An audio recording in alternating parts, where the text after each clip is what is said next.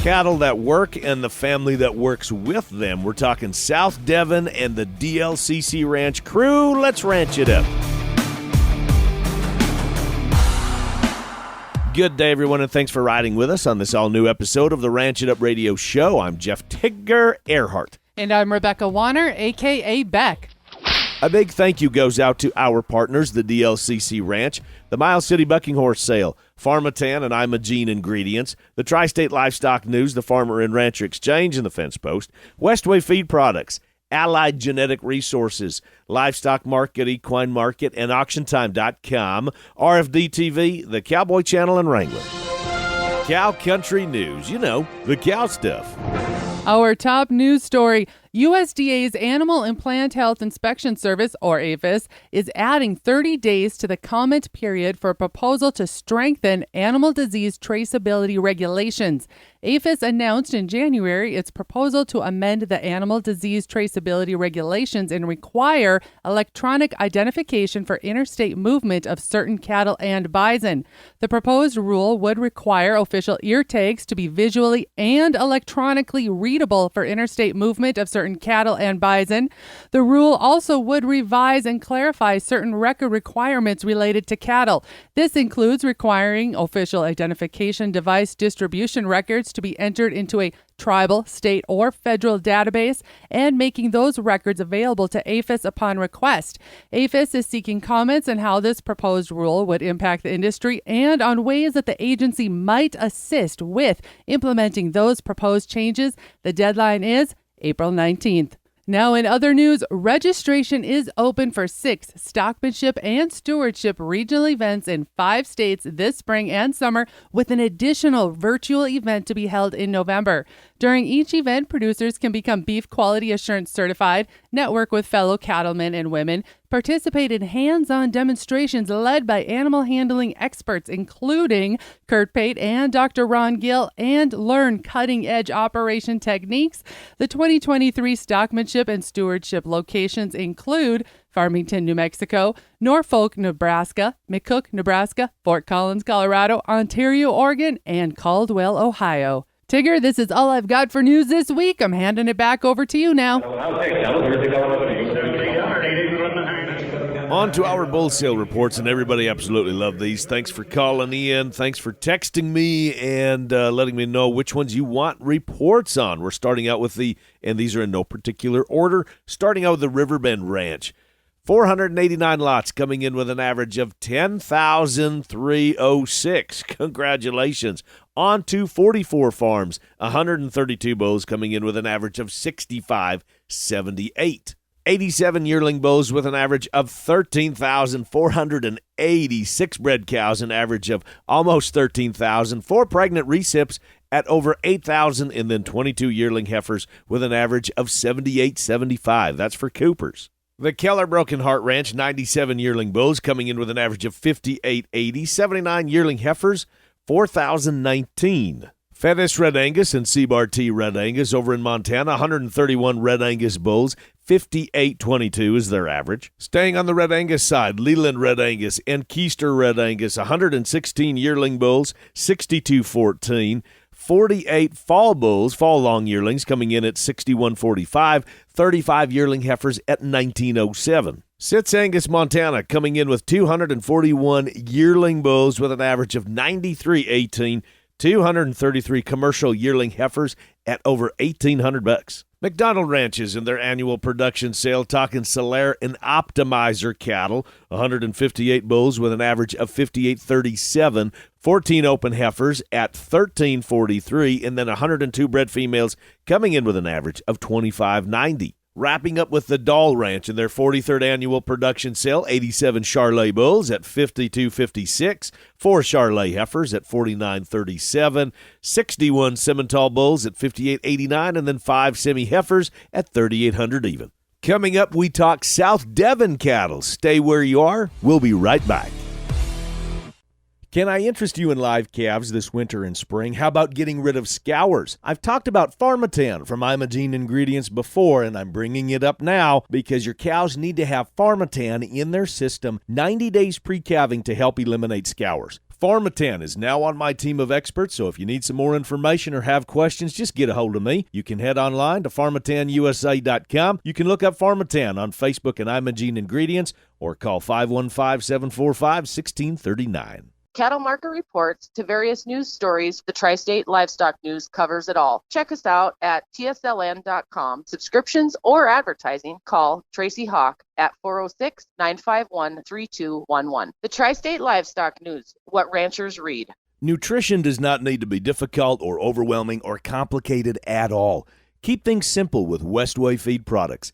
Cow-calf, dairy, feedlots, equine, and custom if you need. You can count on Westway. westwayfeed.com. Before you purchase your next set of bulls or females, remember this. The seed stock business is about genetic improvement and customer service. Allied Genetic Resources understands this as well as anyone. Marty Ropp with Allied. That's our charge as seed stock producers is people look at us and you've got to make genetics that work better for us. We see that charge, we understand that charge, and we're going to use all the tools we can to get there. Allied Genetic Resources, where the mission is commercial customer success, period. Cattle Battle. The Ranch It Up radio show, as much information as we can pack into a 30-minute program as possible. Now, cattle that have to work for you 12 months out of the year, and an outfit behind them. Dar and Lynn Geis of the DLCC Ranch, Pierce, Minnesota. We have had them on the program many times before, talking about South Devon and South Devon influenced cattle. Their annual production sale is coming up April 15th in Pierce, Minnesota, by the way, with the largest offering of South Devon and South Devon influenced genetics anywhere. We'll have more on that in just a tick. Dar, thanks for joining us again, taking a break from the skid steer and moving all sorts of snow. Let's begin at the beginning before we get into the sale specifics and cattle specifics. Let's talk why South Devon cattle. The South Devon breed has long been in my heart, and I had other breeds of cattle, when I discovered these things, and I've, talked about that before, but I can tell you that if you're a cow man, you have a 12-month calendar, all year long, they do a lot of things right. Calving, calves get up, they breed back, they forage out, they bring in a big calf and they're bred back, and, they take the hard winters, like you and I both know. We've had a little thing called winter this year for certain, and it's been tough, but it amazes me when people come look at our South Devon cows and they're just amazed about, how good they look and how normal they look, if that makes sense, that, the South Devon breed, fits right into the manifesto of all the different composites that's going on out there. And of course you got to make a purebred in order to make, start to build your composites. But, and now we're sampling with some Simmental genetics to, throw in there. And so, we're building composites plus our purebred full blood base. Dar, we talk a lot of times about performance on these cattle and weights that we got to receive, and pounds pay, right? I mean, that's just how it works. For me on my outfit, the heavier the calves, the more money I make. But therein lies the rub, because that may not necessarily be the case. What were my input costs to get those heavier weights? And I know that in the past you've danced with that topic a little bit on, why the South Devons, why they're working for you in the environment that you're in. And I know you've said, well, one, functionality, but two, when it comes to just an easy-keeping cow that can take care of herself, when I have to put less dollars into her to maintain her, that means hopefully down the road more dollars in my pocket. Excuse me. We're talking about profit margin there.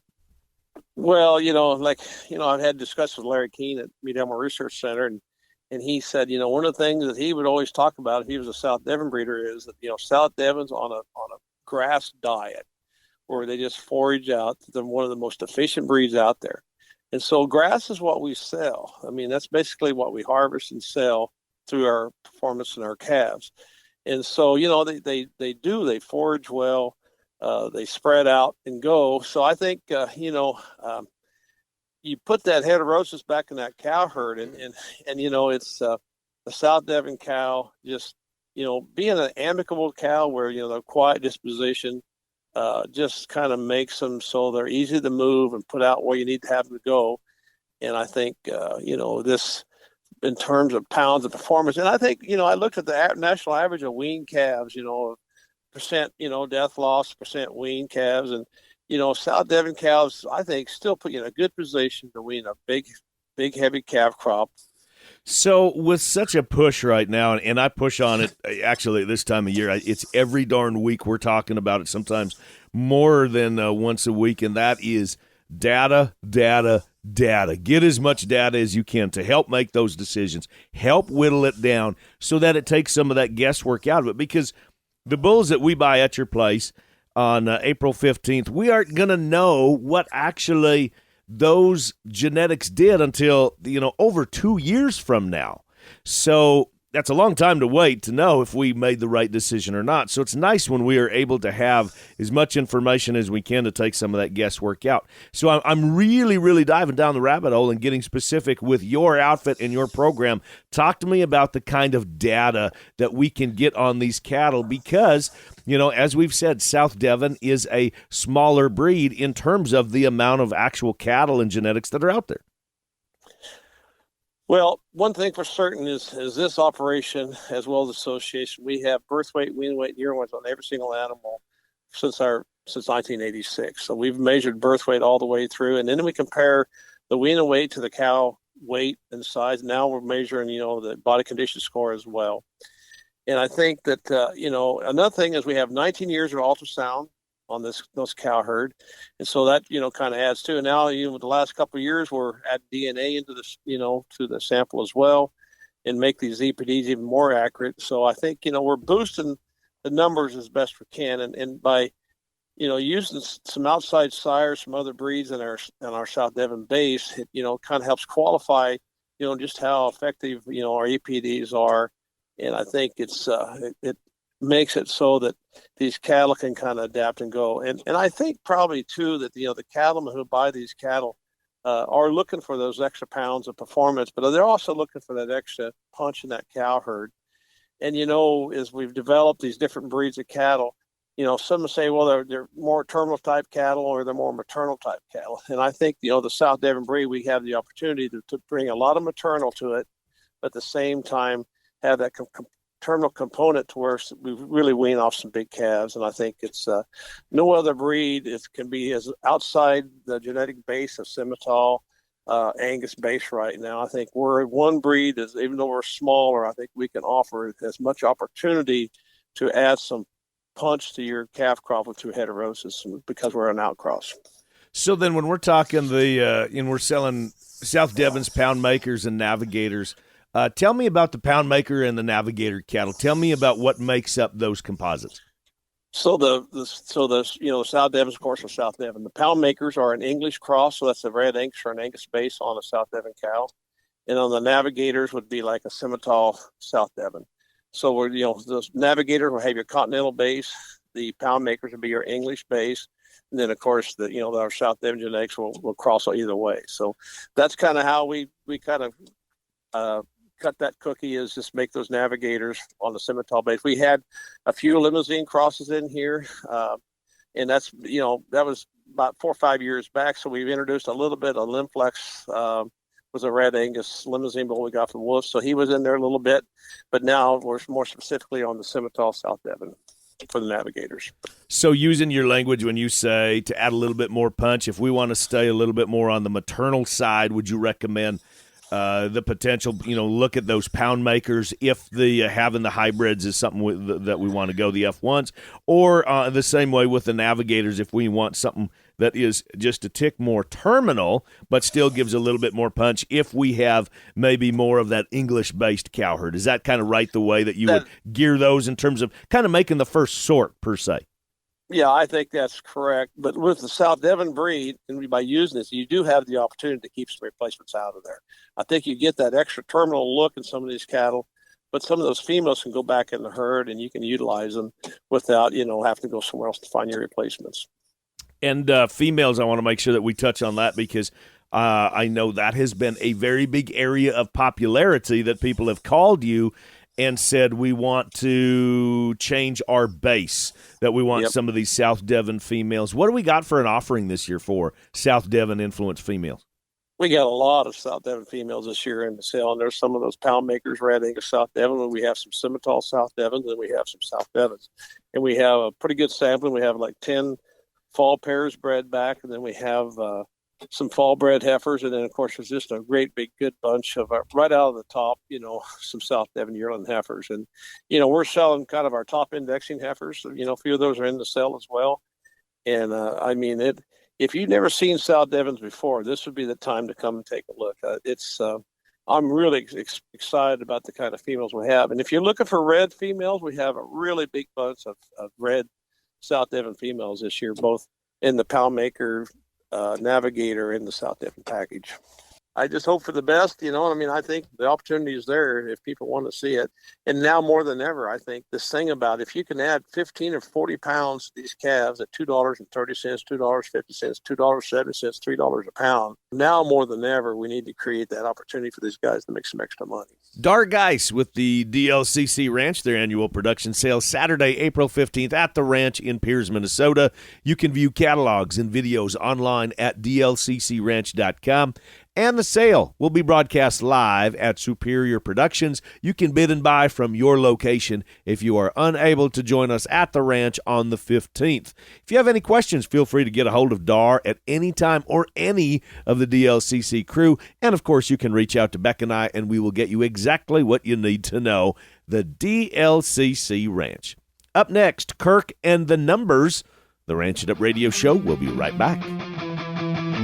LivestockMarket.com puts you in control when buying or selling commercial livestock, seed stock, or show stock. The easy-to-use online platform at LivestockMarket.com offers private treaty, online auction, and live auction internet bidding. Animals are sold before they ever leave your place. And with LivestockMarket.com, there's no middleman. Buyers connect directly with livestock and hay producers. There's no easier way to find buyers for cattle, sheep, goats, pigs, and hay. Sell on your terms today with LivestockMarket.com.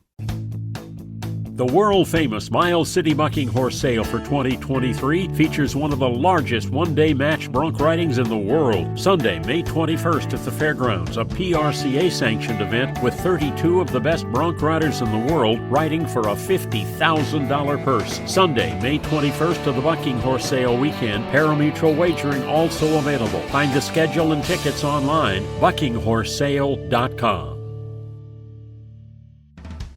South Devon and South Devon genetics from the DLCC Ranch. Why South Devon? Well, it's real easy. Composites with South Devon, they can bridge the gap between continental and English breeds. Join us in Pierce, Minnesota, Saturday, April 15th for the DLCC Ranch annual production sale featuring South Devon Pound Maker and Navigator cattle. You've heard me talk about it before. It's the largest South Devon offering anywhere. DLCC Ranch.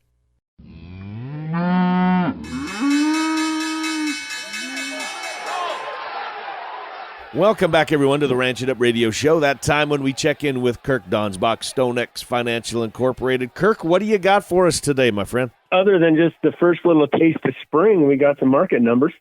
As of Friday, March 17th, April feeders closed at $194.72.5. That's down $2.87.5 with the CME feeder index at 187.87, down 96 cents on the week.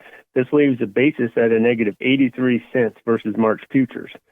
April live cattle closed at 162.47.5. That's down $1.87.5, with cash trading $1 weaker at 164, leaving the 5-area weighted average 111 lower at 164.11. This leaves our basis a positive $1.63.5.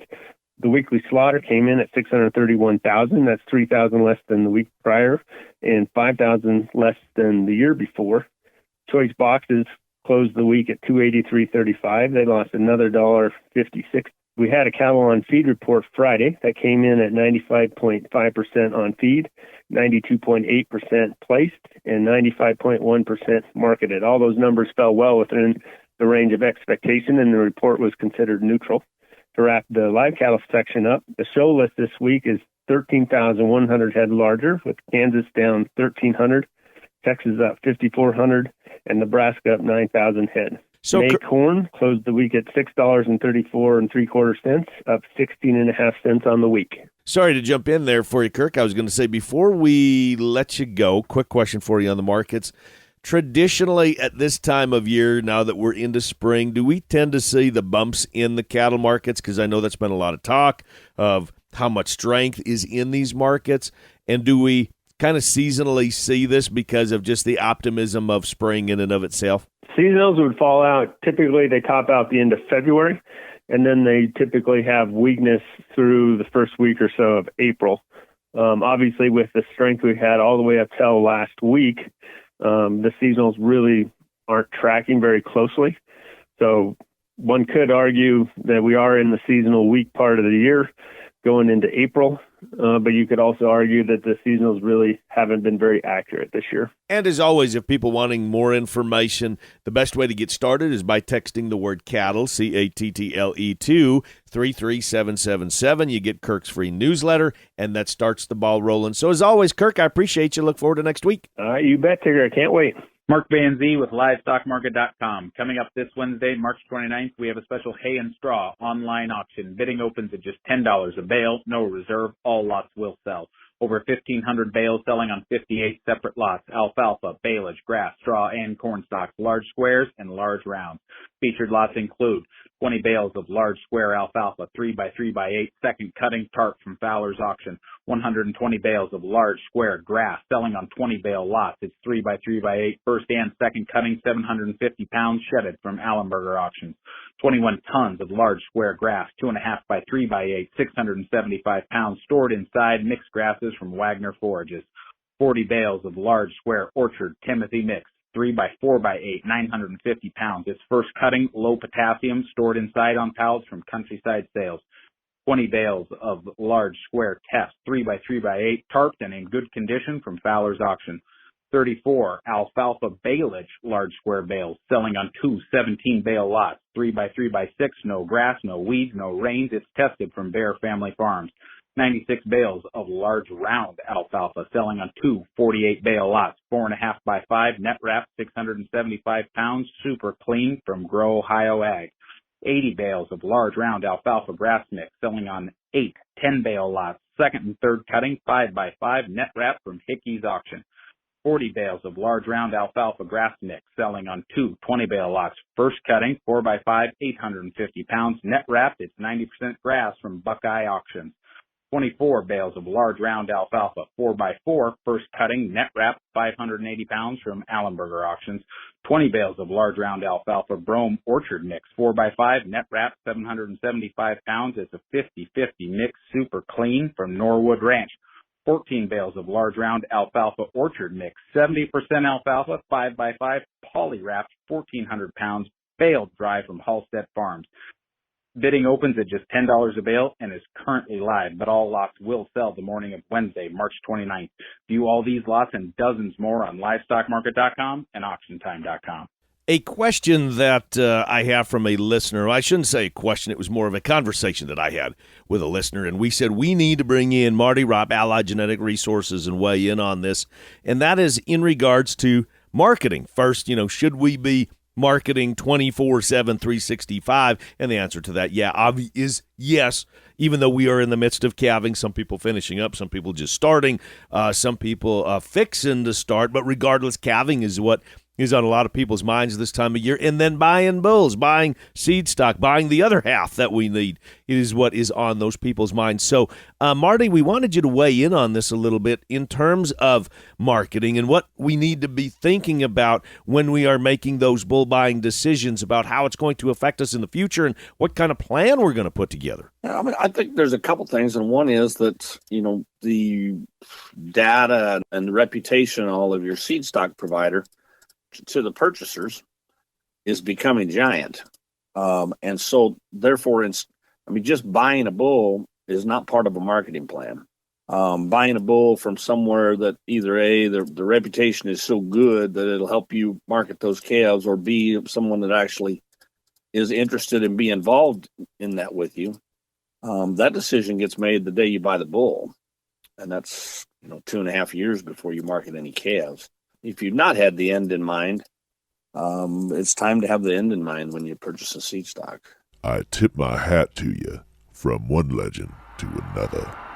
Before we say goodbye, we want to make sure we give a big tip of the hat. And this one isn't necessarily so cattle specific as it is more family specific. All of you that drive rural school buses. Amen. Oh my gosh, this has been a year like no other with record-setting snows in many areas, including our own. We want to make a big thank you and a tip of the hat to all of you for being patient and making sure those kids, our next generation, have been getting to and from school safe. And that hasn't been an easy thing because there has been in many areas of the country where schools are starting late and they're getting out early and school buses are trying to beat snows coming in and they're trying not to get stuck in yards. So I think that is a great tip of the hat. And now that is going to wrap it for today. A big thanks from our crew to yours, Dar Geis with the DLCC Ranch, Marty Ropp with Allied Genetic Resources, Mark Vanzi with LivestockMarket.com, Kirk Donsbach, StoneX Financial Incorporated, and the Boss Lady Rebecca Wanner, a.k.a. Beck. That's you, by the way. Thank you. A huge thank you goes out to our partners, DLCC Ranch, the Miles City Bucking Horse Sale, Pharmatan and Imogene Ingredients, the Tri-State Livestock News, the Farmer and Rancher Exchange, and the Fence Post, Westway Feed Products, Allied Genetic Resources, LivestockMarket.com, EquineMarket.com, AuctionTime.com, RFD TV, The Cowboy Channel, and Wrangler. And crew, so glad y'all came with us one more time as we ranch it up. Be sure to like and follow us on Facebook at Ranch It Up Show. Our email, ranchitupshow@gmail.com. Call and text us 24/7 at 707-RANCH-20. That's 707-726-2420. Spread the good word and join us again next week where it's always Tigger approved. Stay ranchy and ranch it up.